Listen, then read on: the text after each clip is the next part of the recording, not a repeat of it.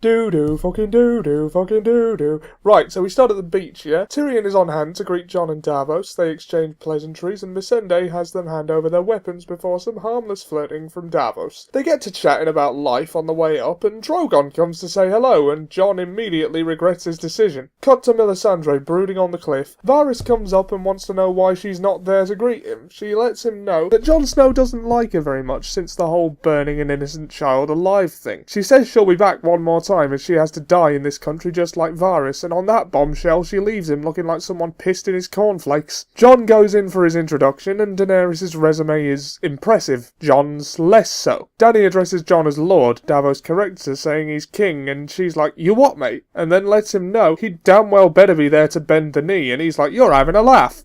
She is not having a laugh. Jon appeals to a sense of decency and then says that the war basically means nothing. Dany takes exception to that. He tries to explain the threat of the Night King. Not believing him, Dany basically explains everything she's been through and says she survived all that because she's a legit boss. Jon is unmoved and reiterates that the Night King will kill everyone, so it doesn't really matter who's in charge. Davos steps in as Jon's PR man and talks him up a storm, saying he has no birthright but those tough sons of bitches in the north chose him to lead them anyway. Then he lets slip that Jon was stabbed in the heart, and Jon's like, "Shut up!" Dany's like, "You ain't loyal to me," and Jon's like, "I don't know you," and she's like, "Fair."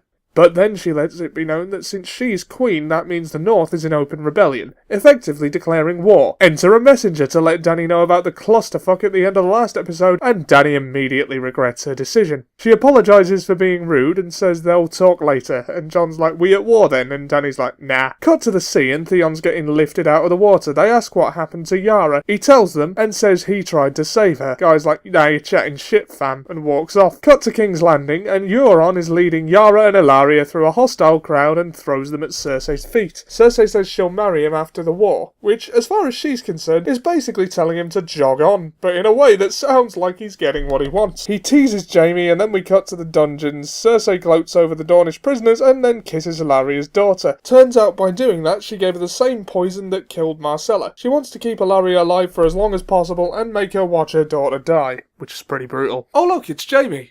And wine. So obviously Cersei comes right in to revel in her victory, and now it's morning. There's a knock on the door. Jaime says don't, but Cersei opens it anyway. The messenger says someone from Braavos has arrived. She sends her off asking for fresh sheets.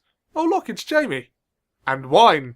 Oh wait, that's a transition. Cersei's hosting Mark Gatiss, who congratulates her on destroying the Sept of Baelor. She says it was an accident. Mark Gatiss says he believes her, but his face says bullshit. Anyway, he's there to ask for the Iron Bank's money back. It's a lot of money. She promises that if he stays there for a fortnight, her debt will be paid in full, which is either a very ambitious promise, a veiled threat, or foreshadowing blackmail. We'll find out next week, I imagine. Cut to Tyrion on the cliffs of Dragonstone, where he's going to brood about stuff. He finds Jon also brooding about stuff, which makes him feel like his brooding is inadequate. So Jon's like, "This is bullshit, dead people are coming," and Tyrion's like, "We all got problems, mate, I've lost a bunch of boats and people," and Jon's like, "Fair, but you don't believe me," and Tyrion actually does, because why would he and Jorah Mormont both be lying? Even so, asking Daenerys to take him at his word is not reasonable, so he asks if there's anything he might be able to actually help him with. Cut to Daenerys, and Tyrion is trying to get her to give Jon the dragon glass. She doesn't know it was there, so she won't miss it. She agrees. Cut to Jon approaching Daenerys. He says her dragons are pretty neat. She says he can mine the dragon glass, and he's like, cool. But then she's like, "I'm still your queen," and he's like, whatevs. Cut to Winterfell, and Sansa's taking inventory and otherwise ruling the North like a boss, and then Littlefinger tries his usual shtick. He says Cersei is dangerous, and Sansa's like, "No shit, Sherlock." And then he gives us some garbled talk about doing everything at once, which sounds good until you think about it for a second and realise it makes absolutely no sense. She's then called away to the gates, and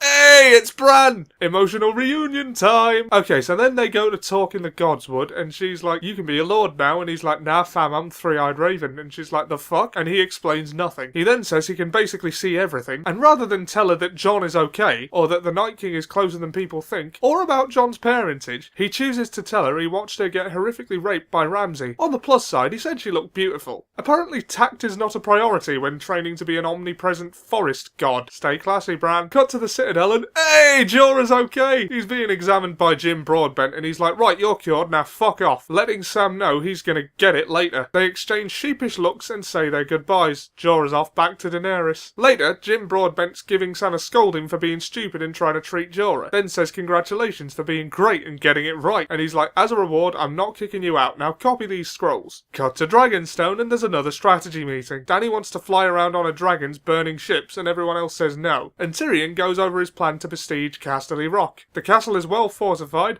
but Tyrion's like, it's cool. I built secret entrances in the sewers way back when. Now it's just been retiled, so careful with those weapons. So they use the passages to bypass the walls and take the castle. Oh, nice! So the castle's theirs now. But then they see the Greyjoy fleet approaching, and Grey Worm immediately regrets this decision. He grabs a soldier and asks where the rest of the Lannisters went. Cut to Highgarden, which is where the rest of the Lannisters went. We don't see a battle, but the result is pretty clearly implied. Olenna's sitting in a room and, oh look, it's Jaime.